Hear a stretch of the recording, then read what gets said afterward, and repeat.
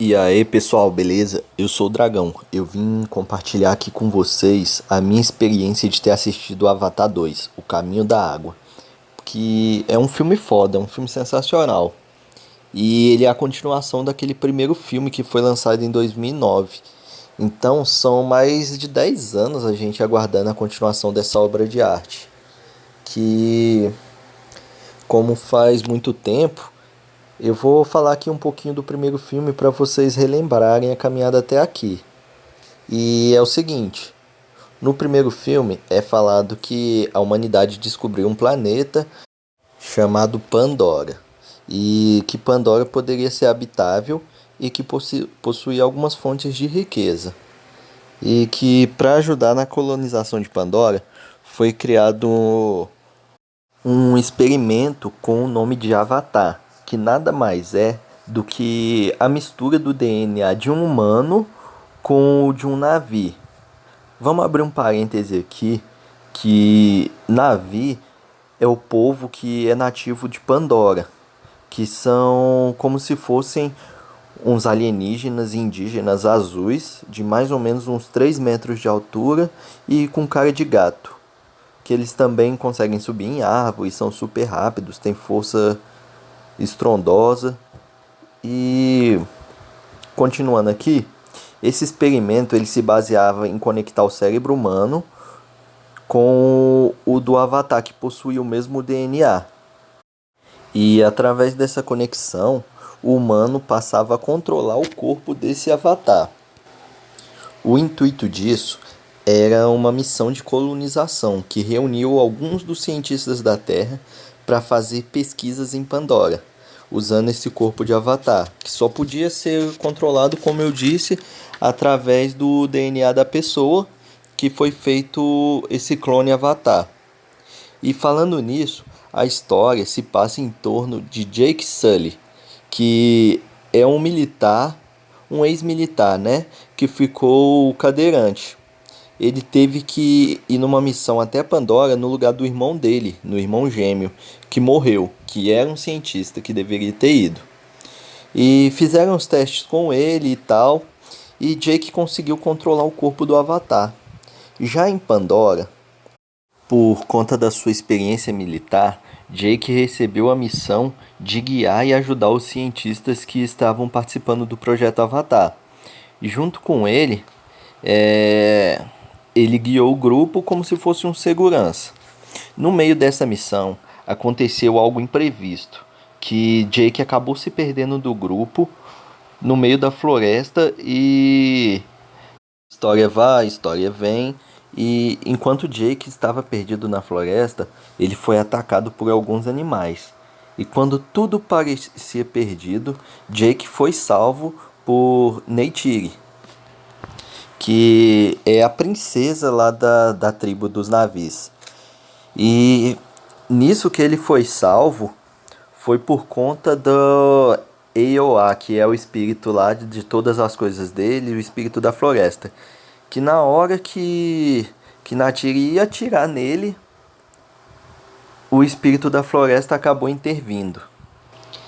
E através disso, surge a oportunidade perfeita para que ele possa aprender um pouquinho mais dos costumes do povo Na'vi, se colocando como se fosse um espião infiltrado. E no desenrolar dessa história, é pedido para ele que ele encontre a localização de onde se encontra uma grande quantidade de um certo minério lá, que ele é muito valioso. Até então, Jake colaborou até um certo ponto, em que ele acaba percebendo que está acontecendo uma grande sacanagem que os humanos iriam fazer com o povo Na'vi. Tudo isso apenas por ambição, só por conseguir dinheiro. E sem contar também que tinha um outro porém. O Jake ele estava acabando se apaixonando pelaquela indígena. Como o Jake ficou um pouquinho com pena dos Na'vis e também queria conquistar Cremosa, ele não quis mais contribuir com seus semelhantes humanos. Então, ele decidiu se tornar um aliado dos Na'vis na guerra contra a humanidade. E com suas habilidades de fuzileiro, ele começou a treinar o povo Na'vi e os liderou. E como ele era reconhecido como um grande guerreiro pela Aiwa, que é como se fosse a mãe natureza pra gente, ele recebeu apoio até de Toruk, que era o rei dos céus.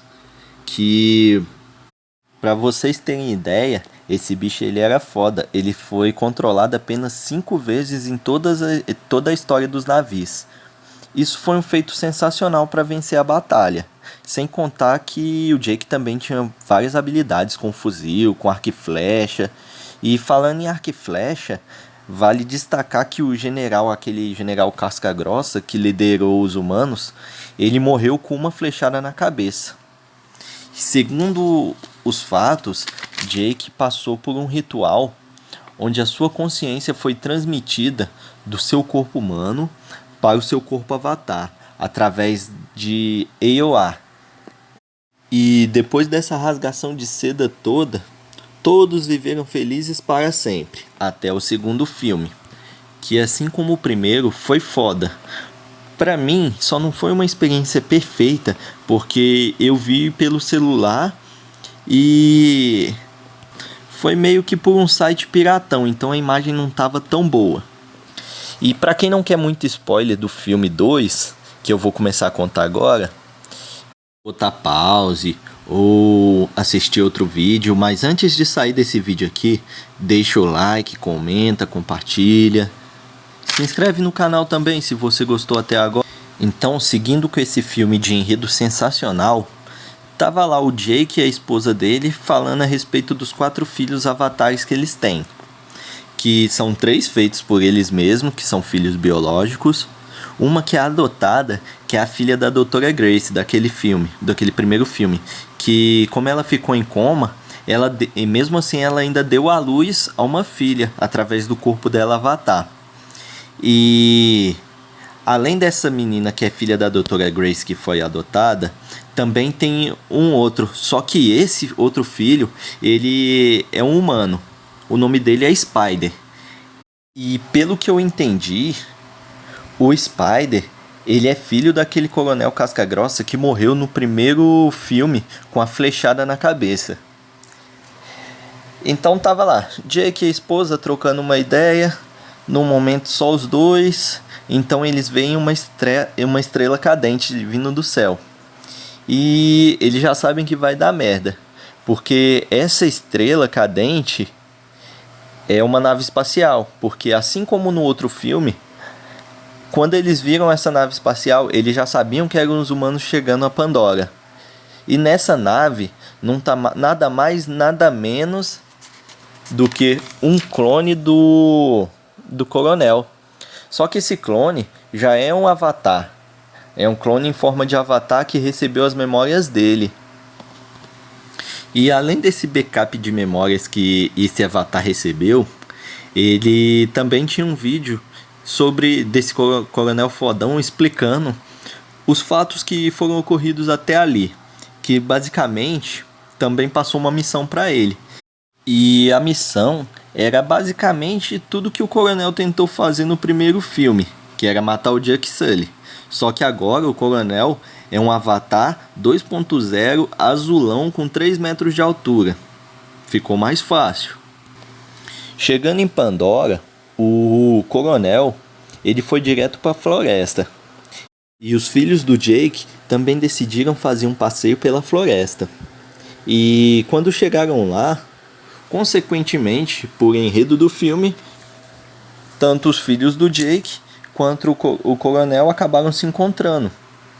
Como não podia dar em outra, o coronel acabou sequestrando eles e entrou em contato com o Jake. Falou o seguinte: olha, eu vou devolver as crianças se você vir para resgatar elas.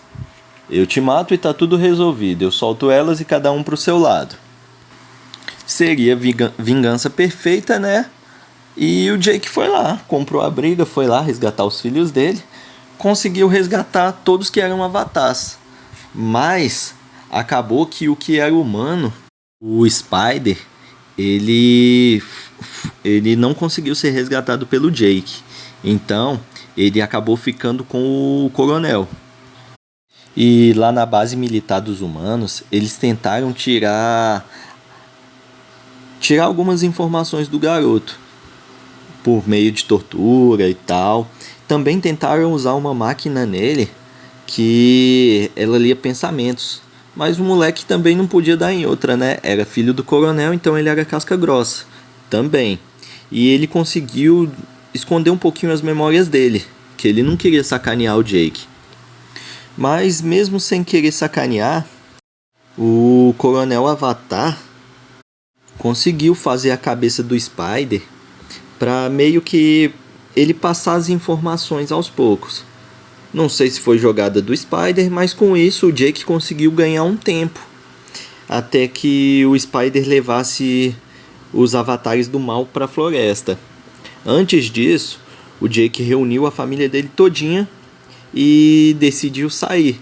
Fez um rito como se tivesse morrido para poder passar a coroa para outro líder e tal, e saiu da floresta. Foi caçar o rumo dele, deu linha na pipa, foi para outro canto. Nesse outro canto, que é dito que é o caminho das águas, né? Que eles foram para as águas, foram conviver com o povo da água. Uns outros navios que são bem esquisitos, que eles parecem meio que peixes. Tem um rabinho melhor para nadar, tem os braços mais evoluídos para nadar e tem um controle de respiração sensacional.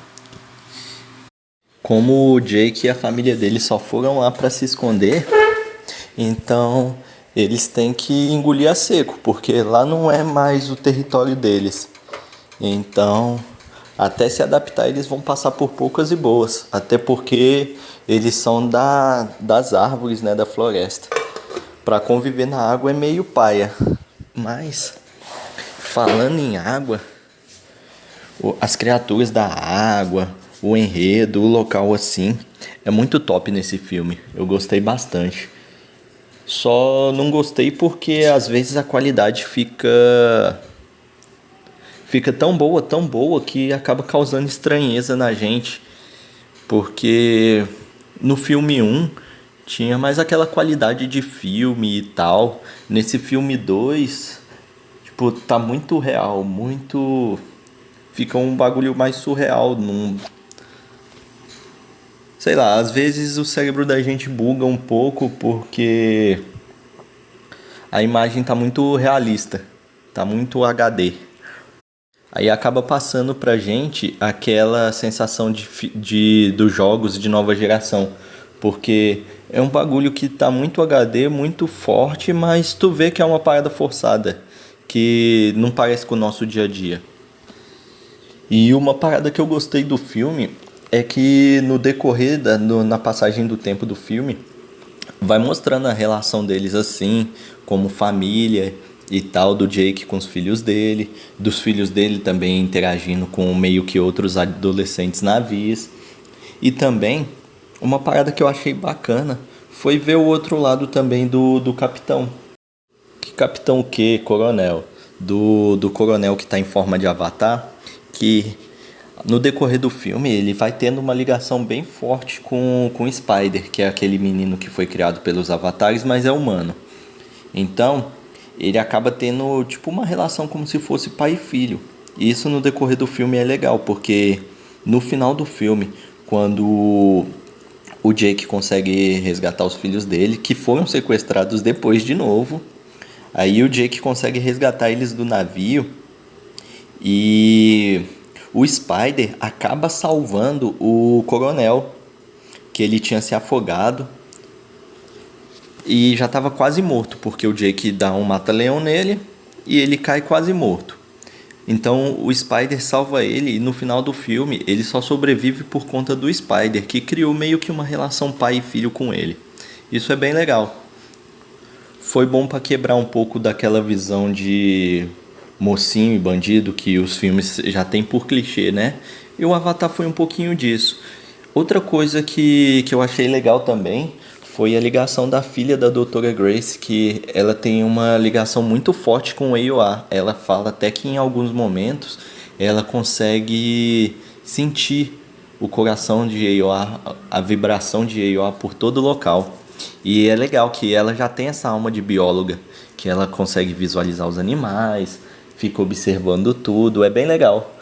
Inclusive, até os outros avatares acham ela um pouquinho estranha. E tem uma hora do filme que ela cai passando mal que o pessoal acha que ela tem epilepsia. Mas eu acho que não é não. Eu acho que isso vai ser abordado melhor no próximo filme.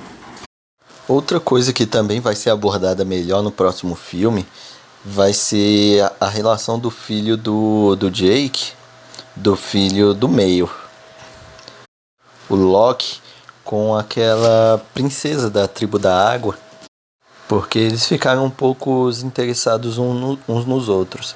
E pelo que parece, como foi abordado um pouquinho mais sobre os filhos do Jake, sabendo que o primeiro deles morreu, então as próximas histórias, o Avatar 3, deve ser mais focado nos filhos deles, porque abriu a ramificação mais para a história das crianças, né?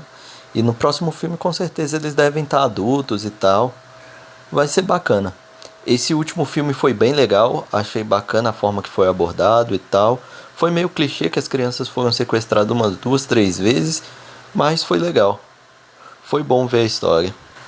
E aquela parte da baleia que eles falam que as baleias são super inteligentes, aquelas baleias lá que o Loki acabou se ligando com uma delas, que eles acabam sendo até mais inteligentes do que os humanos e os próprios avatares. São compositores de música, são muito inteligentes. E tinha uma substância muito cara que era retirada do cérebro deles. Pô, achei bem bacana essa forma que foi abordada. E o filme em geral foi muito bom. Gostei. Que vem o próximo. Falou, valeu e até mais.